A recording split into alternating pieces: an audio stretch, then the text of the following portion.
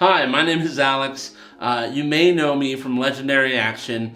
If it looks like I'm in a little bit of a weird place compared to our normal studio space, that's because I am in a weird place. We have a secondary location that we're working on getting set up to film more content and fun stuff to share with you folks, you lovely folks on our channel. But it's not quite ready yet. But I just received some packages from EPAX, and I wanted to get something set up so I could do a quick shot just for you guys so I could share this with you. Well, you know, if you've watched any of our live in-person content on Legendary Action, that we love our miniatures. We love to play with miniatures, terrain. Some of it is handcrafted by our very own DM, Dungeon Master Andrew Green, and then some of it is also 3D printed. I have a huge passion for 3D printing. And I do a lot of the 3D printing for the show.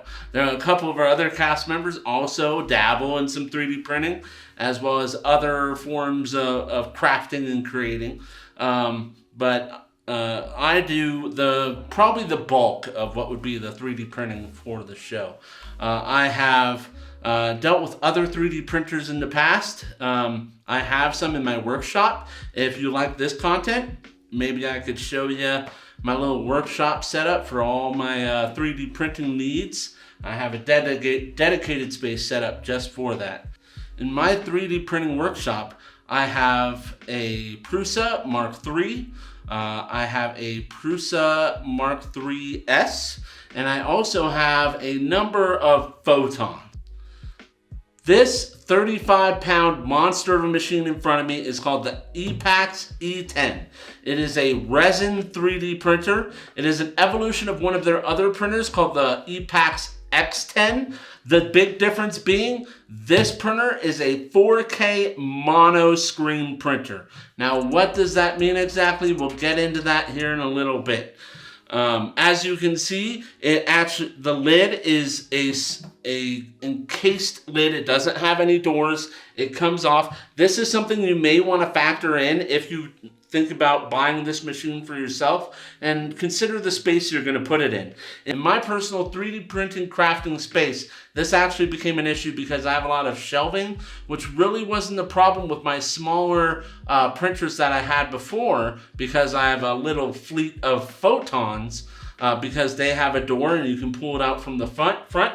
Well, this has a huge printing depth, which is fantastic, but at the same time, it makes it a tall machine. And when it doesn't have a door, in order to get it off, you got to get this case all the way up. So you're going to want to factor that in wherever you're going to put it. You want some top end clearance so you can get the lid off, right? It is a fantastic printer so far. There was a little bit of a learning curve. It had to do with my base layers. I had some stuff not quite attaching or staying attached through the course of the whole print. With a little tinkering, I got it figured out. I was a little bold on my side, and I only had like 4 and 5 base layers. I upped it to 6, 7, and it took care of the problem by itself pretty much. This thing comes almost ready to go from the manufacturer.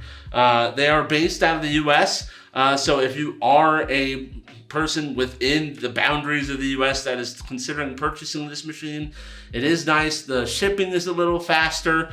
Their customer service has been a mile above any other 3D printing company that I've ever worked with so far. I'm sure there are probably some people that may have had a negative experience. I can't speak for everyone. This is a little bit subjective, but that is really encouraging to me because especially when you're buying something that has a decent dollar value to it and is technical like a 3D printer, it is nice to have the confidence that you're going to get that support from the manufacturer when you do need it. When you get this printer from the manufacturer, it is virtually ready to go. There is very little setup. It does come with a very easy to read guide sheet that tells you how to test it out and just make sure that everything is functioning the way it's supposed to when you get it from the manufacturer. The build plate comes pre-leveled. Now, something to note is that there are some hard plastics as opposed to some other manufacturers who are using all metal design. right? But this is not a entirely bad thing. The hard plastic is pretty robust. It seems resistant to the resin itself, so I'm thinking it's going to hold up over time. And then, of course, the build plate itself, as you can see, is in fact metal. So you're not losing that metal build plate. It is going to hold up to scraping your prints off, and as well as the wear and tear of regular use. And I will say this, the fastening hardware that goes to the top of the build plate, where it goes onto the arm here, I did verify that the print bed was level from the manufacturer. And when I was tightening and loosening these bolts, the plastic didn't crack or didn't have any issues with those types of pressure. Obviously, you're going to want to consider that and not go crazy, but even if it was an all-metal construction, you wouldn't want to go crazy anyway. One thing to note is there also aren't any handles, so you're just going to want to be careful when you're removing this build plate from the machine. And I'm thinking the plastic helps out with that ever so slightly, because it is going to be a little lighter than some of your all-metal construction. Another thing that is also a plus, it is plastic, and it does have quite the slope to it. So you're not going to have some problems like you may experience with other printers, where you have resin pooling up on the back of the build plate, and then you're pulling it off, and then it's dripping, and it gets everywhere, and it gets on the table, and it gets on you. Hopefully not. Hopefully not. But that is something to consider. And then, like with every positive, tends to be a negative. With that high slope, when you do fill the vat with resin, there is going to be a lot of displacement when you do lower your build plate into the vat. So what does that mean? When you lower your build plate in, you want to be careful about how much you fill up this vat, because it could be very easy for you to make the mistake of overfilling it, and then you got resin everywhere, right? The vat itself is also a hard plastic, the same as the build plate. It is robust, looks chemically resistant. The one big note about the vat is it doesn't have a fill line. So like I was talking about, make sure that you're not overfilling the vat, because you can have a pretty nasty spill pretty quickly. But as far as breaking down or having problems because of the resin you're using, I don't really foresee that to be a problem here, as opposed to some other manufacturers in the past who have chosen their components poorly, which resulted in some quality control issues and some pretty bad spills. You'll notice that with the vat, there are two knobs on posts here that affix the vat to the base of the printer. Take those off. Be careful when you're removing the knobs to your vat, because it is very easy to slip, and then you got a knob that's full of resin, and you have to go diving for your knobs and resin, which is no fun. You want to avoid as much contact with resin as possible, right? Another thing to consider when it comes to the vat is that these knobs come off the top of posts. The posts do not get removed, which means when you're removing your vat, you're sliding them up and down these posts. Pulling it off shouldn't be too much of an issue unless you slip and drop it. You just want to be really careful when you're removing and putting your vat on and off of your printer, because the last thing you want to do is aim poorly and get this post poked through your end FEP onto the screen. This is where a lot of the beauty in this machine comes into play. It is a 4K screen, and it is also an 8.9-inch mono screen. And I know we talked about that before. So what that means is mono screen is the newer technology when it comes to these 3D printers that allows them to print much faster.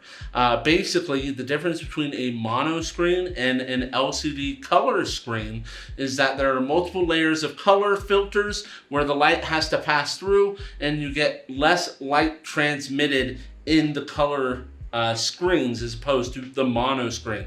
The mono screen just has one layer. It's much easier for the light to penetrate through, and the light, we all know, is what cures your resin prints. So what does that mean for you? That means a drastic reduction in your screen on time, as well as a longer lifespan for your screen. So the screen on these printers is a consumable part. That means it is expected to break eventually. It is expected to wear out. I believe the screens on the photons that I have last something like 400 hours, give or take, and you're always gonna have luck on the draw. Sometimes they're gonna last longer, sometimes shorter. It depends on how heavy the use is, how hot they get. All sorts of factors play into how long the lifespan of your screen is gonna go. But I will tell you this, replacing the screen can be a pain in the butt. I've done it about 10 times for my photon printers that I have, and it is something that I put off because it's kind of a pain. Like, it's not undoable, but it's definitely not something I'm excited to do. Ooh, yeah, let's spend an hour or so just swapping out a screen. Another thing to note is these mono screen screens. Another thing to note is these mono screens, they do not have a glass cover on them. Some of your older printers, especially your color screens, your LCD color screens, are a lot like cell phones where they have a piece of glass over the top of them. That makes it much, much easier if you do happen to have a hole in your FEP, or a little bit of resin gets on your screen that gets cured and you need to get it off. You can scrape it off with a razor. You do not want that to happen with one of these, right? The mono screen is printing like directly on top of the screen itself. There's no protective glass layer. So if you try and approach it the same way you would approach your glass screens, you're gonna cause permanent damage to your screen and have to replace it anyway. I've seen some little tricks where people use some projector screens or extra pieces of FEP, and they tape it down over just to create that extra protective barrier between your vat and your screen, just in case you do get a hole. And I've seen most people are able to pull that off without too much of a problem. It may affect your timings a little bit. You do want to make sure that it's level and it's flat and all that kind of stuff when it comes to your prints. It is because it is easy to throw that kind of stuff off, right? The FEP on EPAX is actually a special type of FEP that they call NFEP. It's basically supposed to be an enhanced FEP sheet where it is even better at releasing the prints. So basically when it comes to 3D printing, you want your prints to stick to your print bed, not to the resin vat.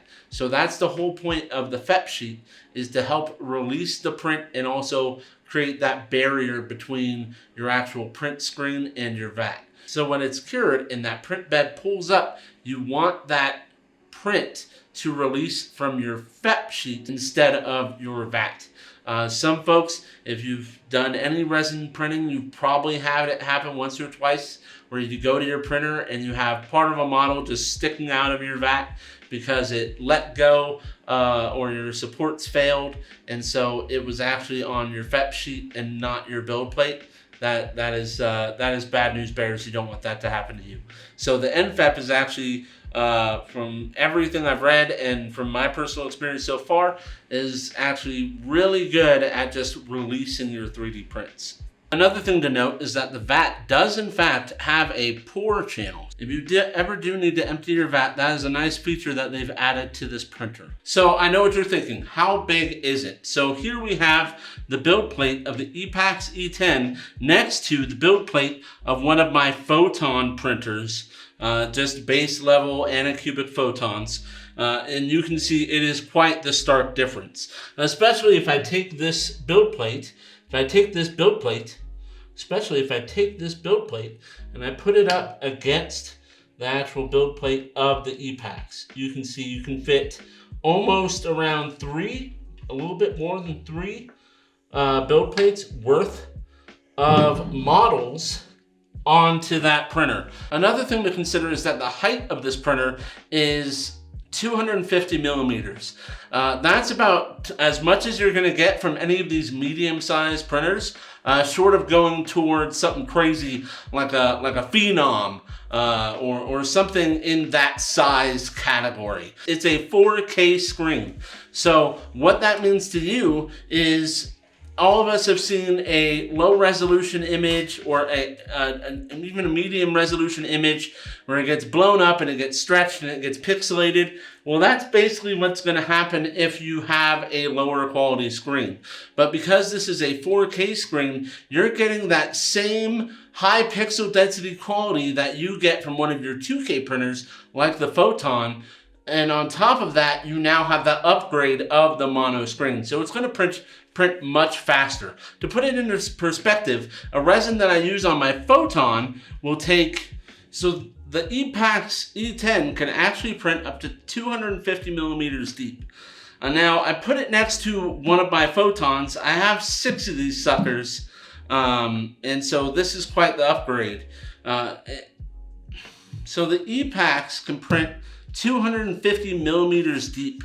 I've now brought out one of my old Photons. I've had it for a couple years. It has served me well. This one in particular has gone through a couple screen changes. You can see it's a little battle worn, but I love it nonetheless. I cannot begin to describe the amount of throughput that you're going to get with one of these EPAX E10s. The difference in throughput is going to be substantial. You're not going to get 4 times the speed, but you are going to get a significant speed improvement. On top of that, you have that larger build space. You have 11 seconds a layer, 3 seconds a layer. Now, it's not going to be that basic of simple math because you have lift speed, screen off time, and all this other stuff to contend with. But you're going to be burning through resin. To put it into perspective, I had to use like 2/3 of a resin bottle to fill this printer up. One thing to note, if you have questionable surfaces and shelves, these printers, the EPAX E10, does not come with like adjustable feet. So you want to make sure whatever surface you're putting on, now, if you're putting it on questionable surfaces, you want to make sure that you're putting the EPAX E10 on a level surface. Unlike some other printers in the space, the EPAX E10 does not have adjustable feet. So whatever surface you put it on, you want it to be level because you can't really adjust if you have it on some shelves that are maybe giving a little bit of a bow and causing you to have a slightly unlevel surface. And the more level, the more even your resin distribution is going to be. It will really come into play if you start running low on resin, but it's just a best practice. Make sure it's on a level surface.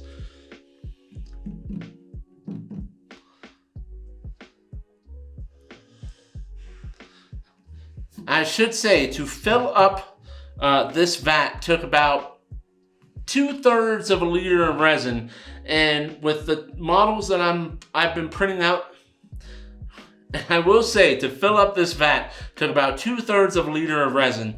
And the models that I've just been printing off in the past couple days have been burning through my resin. That being said, if you have a backlog of models that you want to print, say you've subscribed to a couple Patreons, not unlike myself, you probably have a couple, you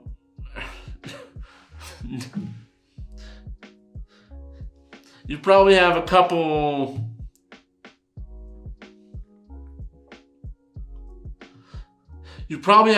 of models that you really want to print, but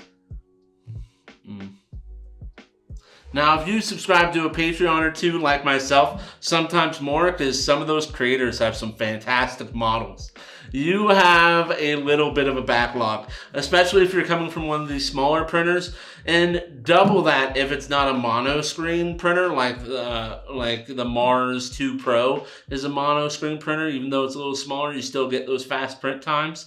But if you're coming from a color LCD printer, you probably got a little bit of a backlog. Sometimes it can be a little bit bit of a challenge to keep up with all of the fantastic models that are coming out, especially if you're in a miniature space like me, where I'm printing out Dungeons and Dragons models, mainly because you don't necessarily always know what you're going to be running into, and sometimes you like to print them out and give yourself time to paint them ahead of time.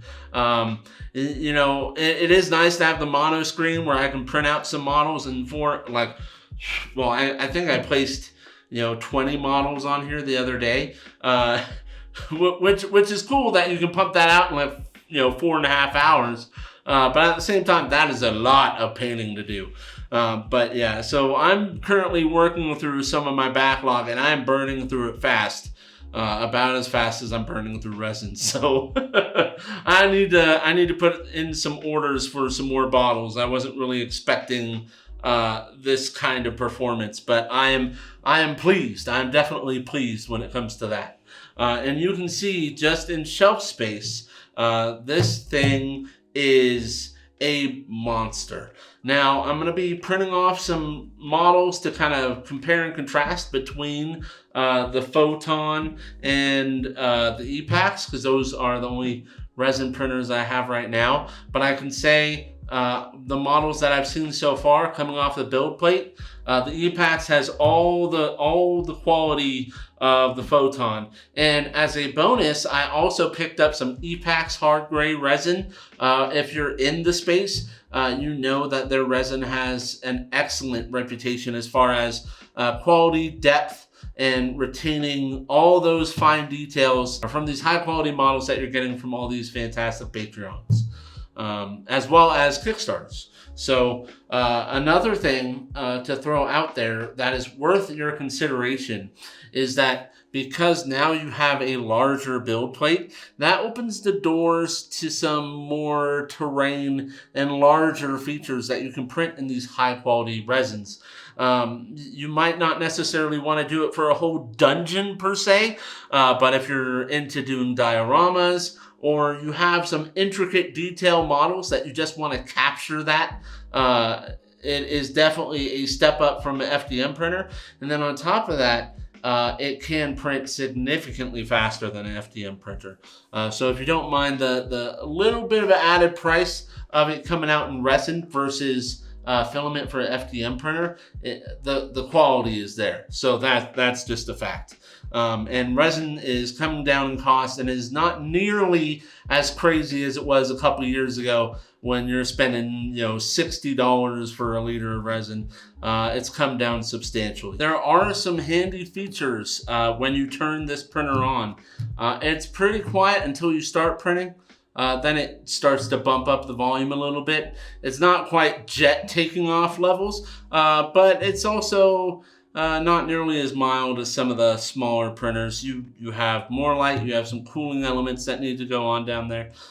So I wouldn't necessarily recommend it for right next to the bed, and also with resin fumes and stuff like that. I would recommend a separate space for the printer if that is an option for you. That being said, the printer does come with some excellent features built in. It's called the clean setting, where you can press it, run the screen for about 15 seconds, cure one layer of resin, and you can just peel it off the bottom of the vat. So if you have anything that's like dropping supports and stuff like that, where it's just stuck to that FEP, or in this case NFEP, it is great to have that as an option. If you 3D print, especially in resin, for any length of time, you're going to have a couple where it just sticks to your FEP, and then you're trying to get it off, and it just ends up causing a little bit of damage.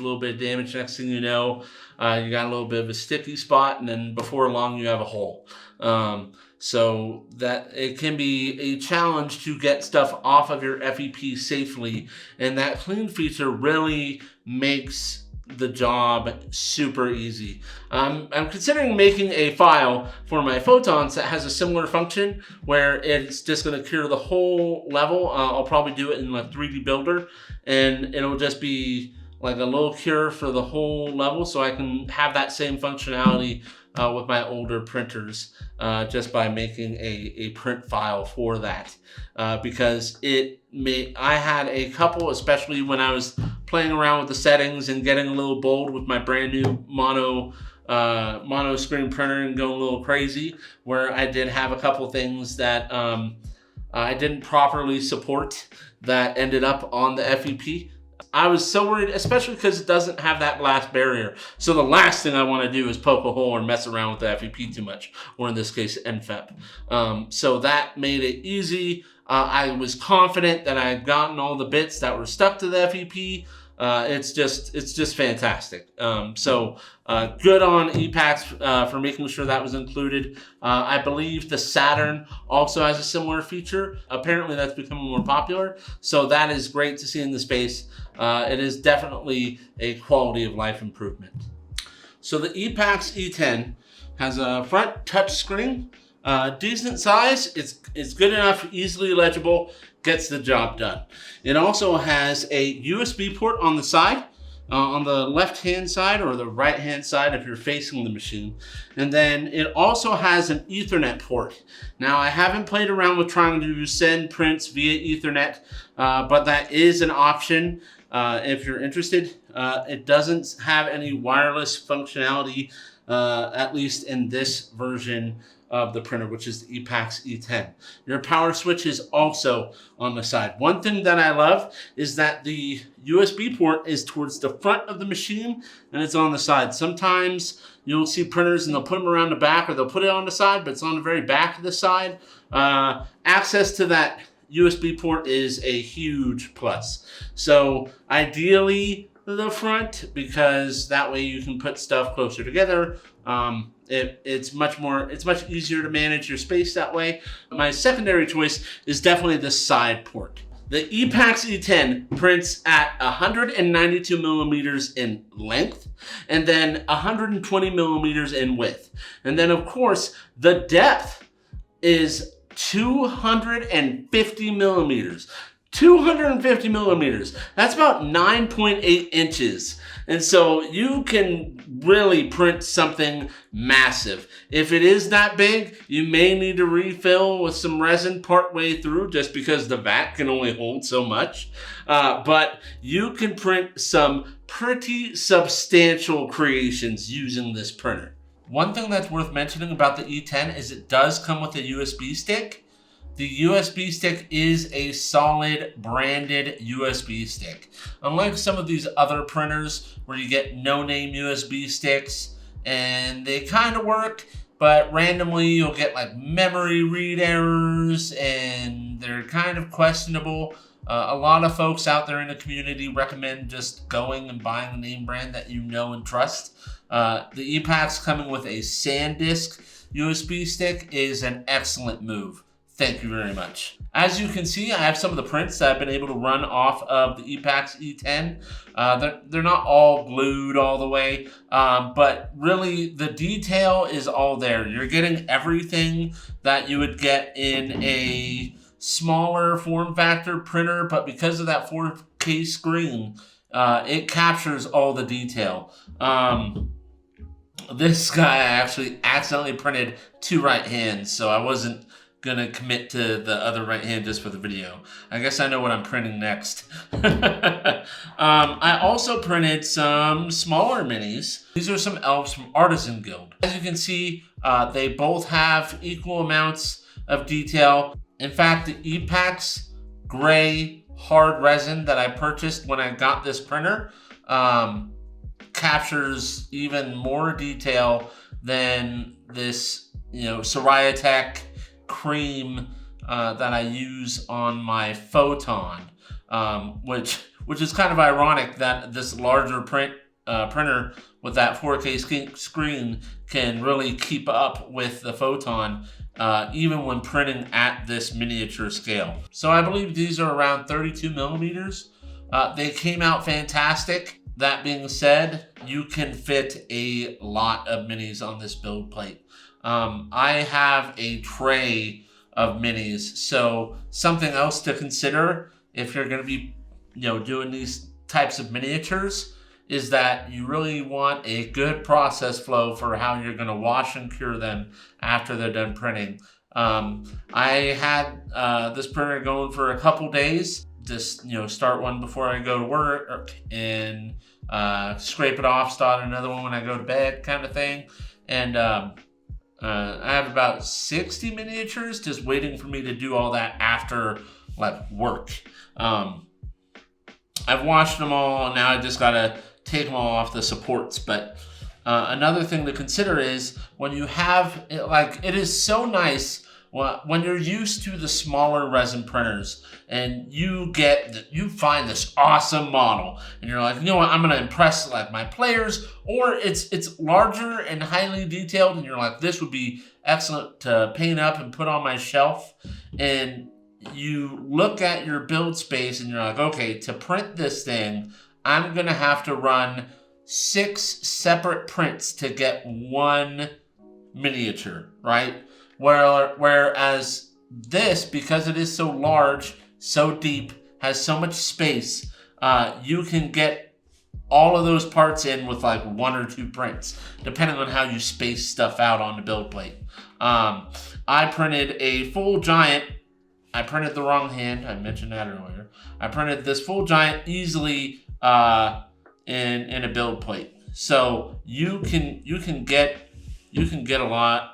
You get a lot of bang for your buck. You can also. I was able to print this mount, this huge resin-eating mount.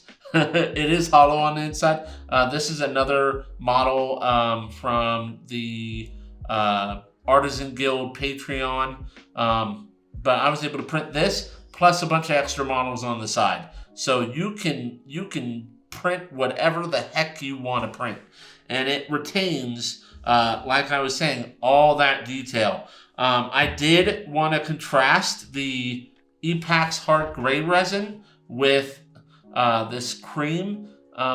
Sometimes you think that it's just the pigment, and there is some truth to that in regards to how the details pop. For example, if you have a clear resin or that has a transparency to it, sometimes you don't really see all the details till you get that primer on there. So there is a little bit of that, but you can really see up close the difference between the cream and the gray, that there is that depth.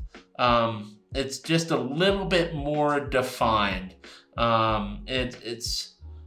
It'll probably make a bit of a difference in the experience when you're painting it, because it's nice to have those defined features, so you know where your edge lines are and all that kind of stuff. Now, that doesn't mean cream's bad by any means. It's just I'm noticing there is a little bit of extra detail, just ever so slightly. It's not a night and day difference. Like I said, once you get that primer on there, you'll see a lot more of the details because they'll begin to pop. But there is a little bit more. There's just ever so slightly, and the quality is better. It's enough to where if you had a blind test, it's pretty obvious which one has more detail. And I also printed these off so that I could see the difference between what I'm getting on my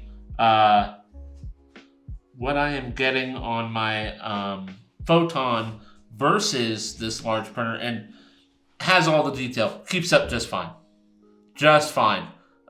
So you don't need to worry about supplementing it with a smaller printer for those fine detail items. Now, I haven't had the pleasure of working with a Frozen Sonic Mini 4K.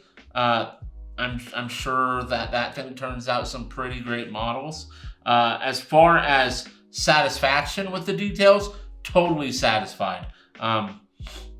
Totally satisfied with the quality of the details coming out with these models. Hi, it's Alex. It's late at night, and I'm editing the video, and I realize that there's no end. Not no end in sight, no end to the video. I didn't actually put the finishing touches on the back. Anyway, this is one of my first YouTube videos like this that I've made. I'm sure I'll get better with time. But thank you so much for watching. I hope you got to see some of the features of the EPAX E10. It's a great printer at a decent price point right now. I got mine around the $700 mark, which is decent, depending on shipping, where you're located, any kind of taxes, stuff like that. So right now, a lot of these mid-sized printers can be a bit of a bear to get a hold of.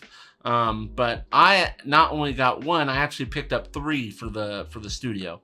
So I look forward to showing off some of the amazing creations that I make in our Discord at the Hall of Legends. I hope you can join us on Friday nights Pacific Standard Time at 7:30 p.m.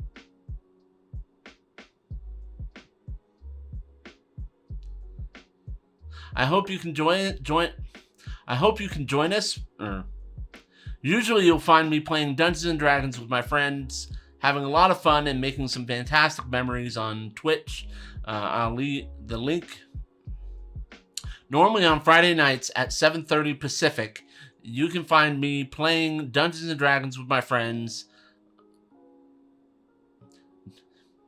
Normally on Friday nights at 7:30 Pacific, you can find me playing Dungeons & Dragons with my friends on the Legendary Action Twitch channel and having tons of fun and making pretty great memories. So we would love it if you came by and joined us. If you have the time, whatever. Normally on Friday nights, you can find me playing Dungeons & Dragons with my friends, having a great time, making some awesome memories at our Twitch channel, Legendary Action Official on Twitch. Figure out how you want to say it, Alex. Normally, you can find me playing Dungeons & Dragons with my friends on the Legendary Action Official Twitch channel. The link will be down below. If you want to come by sometime, say hi. We're happy to have you. We're usually having a ton of fun and making some awesome memories.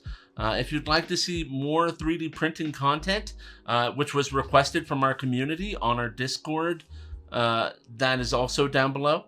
I would be happy to explore the world of 3D printing and miniatures and my errors and successes with you, as well as some experiments that I've done with some different kinds of resin. If you want to talk to me about it, there is a 3D printing section of our Discord in the Hall of Legends. It's called the Hall of 3D Printing, and I will talk your ear off about all the fun adventures that I've had tinkering with my machines, making little physical items, and all the trials and tribulations that tend to come along with that. Thank you so much. Now go out into the world and be legendary.